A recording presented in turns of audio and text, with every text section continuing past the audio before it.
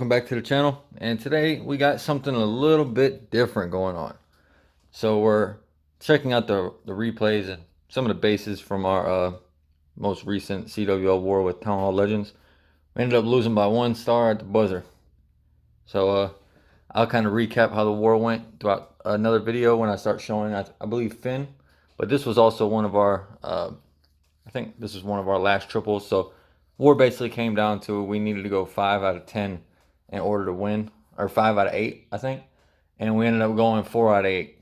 And then we got like a high 2-star on another base. So unfortunately, we couldn't bring it home, but it was a hell of a war. And before we get into the base identification portion of this, just want to say thank you guys for supporting me.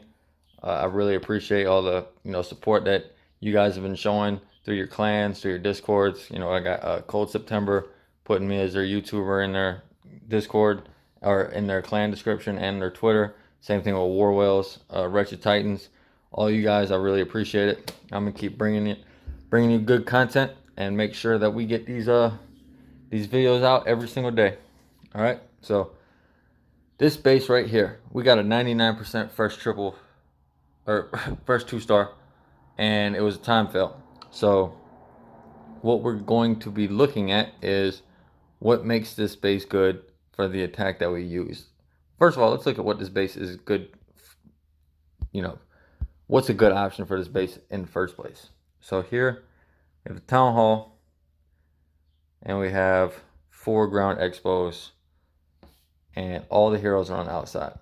So this kind of goes along with some of the other videos I did where you do like a kill squad with Yetis and the heroes to kind of clear everything in here plus all these, and then you kind of hog the back end.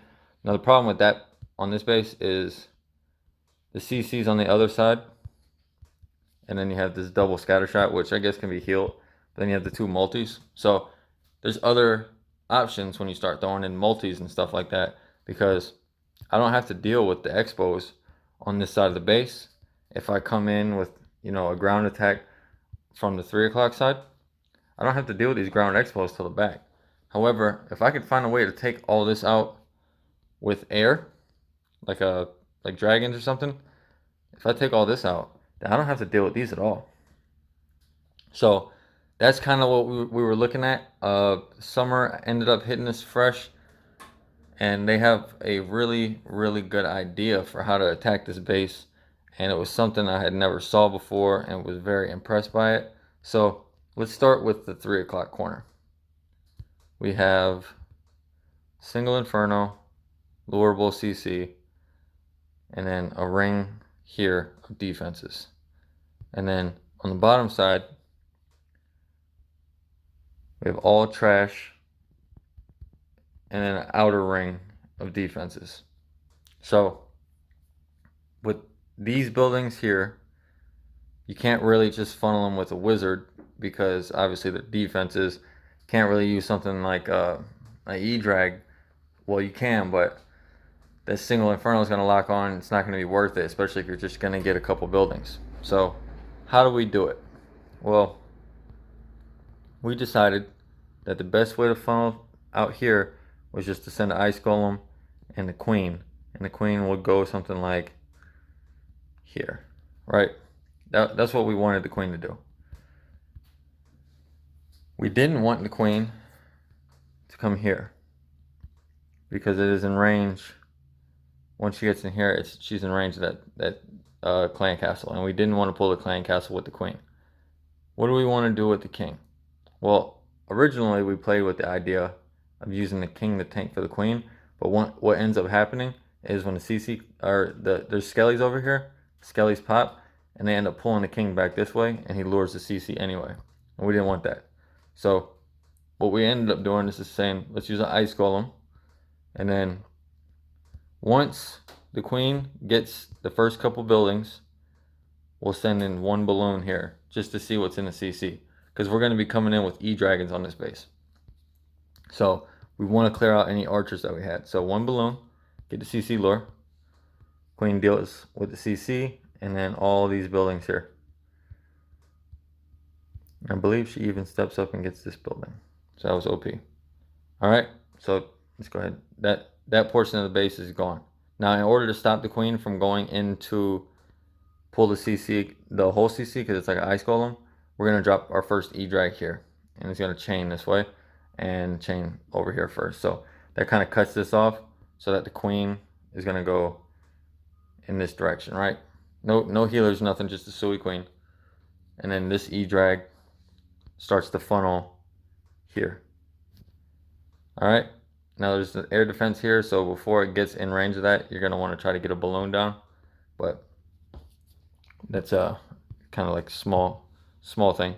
So on the top side, we're going to go with the E-drag here. It's going to funnel by chaining in here and whatnot. He's going to go this way and then do the same thing, right? So the goal is to get these down, because if we get those down and we get those down, you can start seeing that we have developed a funnel for our E-drags to go straight into this base. Now if we add in the stone slammer here, kind of distract the single, we have 2 multis and we have 4 air defenses to get through here, but everything is chainable. These are touching, these are touching, these are chainable, these are touching. Like everything in here is really good for E-drags because of the spacing in the buildings. Anything, especially these high hit point buildings like scatter shots, and this eagle and these wizard towers and stuff, chaining off of these kind of just goes wild. And you can get all these down with like one or two rages under the tome. This whole compartment will be dead. So that's the plan for the top side of the base. Obviously, you know, do like a rage, warden ability, and then rage in the back just to clear everything out. Queen ends up getting this. So the E-drags are really only responsible for, you got 1, 2, 3, 4. Queen's gonna bully this. 1 E-drag is gonna get this. I think another E-drag gets all this. So it looks like a lot, like a pretty wide, but once you start funneling everything in, this will be funneled out. This is dead. You can see that everything is kind of pushes straight through here, right? So that's what you're looking for E-drags. And also, you're not fighting a sweeper because they face the sweeper like this and then like this. So kind of overly protecting that town hall. All right, so that's the idea there. Coming from 12, we knew the RC could get all this and kind of cut these E-dragons off as they came out of the base. And then he's going to use a super goblin, or 1 or 2 super goblins, and the super goblin's just going to start taking all this down. And we do that just because it's a huge time saver, and it's really worth it when you have a setup like that. So super goblin, RC, I believe the RC gets all the way to the ground expos, and she's going to end up dying, but that's fine, because once your E-drags clear through here, and the RC is cleared here, and that super goblin has cleared all this, all your E-drags are going to start heading down towards the town hall. Now, how are we dealing with this back end here? Because we have 2 heroes, the king, the town hall, 4 ground expos, a couple arch towers, probably some Teslas and whatnot. So Summer came up with a really pretty crazy idea. He is going to use 2, 4, I believe 5 super goblins to get those buildings down at the very start before he starts anything else. And then he's going to take a jump spell here and then a freaking haste spell here. And then he's going to drop like I think 10 super goblins or 8 or something like that. Actually, not Summer, Kilo. Summer did this first. It's like 8 super goblins, and they're gonna just annihilate this town hall. So jump, haste. It's almost like a clone spells value, and then 8 super goblins. So that's gonna take out the town hall. And what that means is when these E-drags clear all the way into here, and they start going to these ground expos, there's nothing here that can target them. And they don't have to deal with the town hall. So you don't need any like spell support for this area, right? You don't really need anything other than the funnel to be good here with the RC and that Super Goblin, and everything starts kind of just pushing in towards these heroes over at 9. Now, it is going to be very difficult to deal with all these heroes. So what what we came up with on the cleanup plan was, as the E-Dragons approach, Barbarian King here, hit the ability immediately, and he clears all this out. And the E-Drags finish off the rest of the base. And because that's what ended up making the time fail from Summer. The enemy queen and the royal champ ended up going down, but they took too long to kill the enemy king, and he ended up staying alive. So that's the plan. Let's see how it works. This was a very interesting attack. The first time I saw it, I was like, well, when I first saw the live, I was it's like, what the hell are we doing? But it's actually OP. It kind of reminds me of the Skelly Donut from back in the day. So for those of you that were around during that time, this kind of reminds me of the same. So look at the Super Goblins. You got 15 of them. 15 Super Gobs, only 6 E-Drags. Summer brought an E-Drag in the Slammer. And we opted to bring 2 regular dragons and 1 loon, just because we figured it would speed things up. The Slammer didn't pop till like in here when Summer did the hit. So we figured if we could get 2 regular dragons in here, it would be more beneficial to getting an E-Drag in there.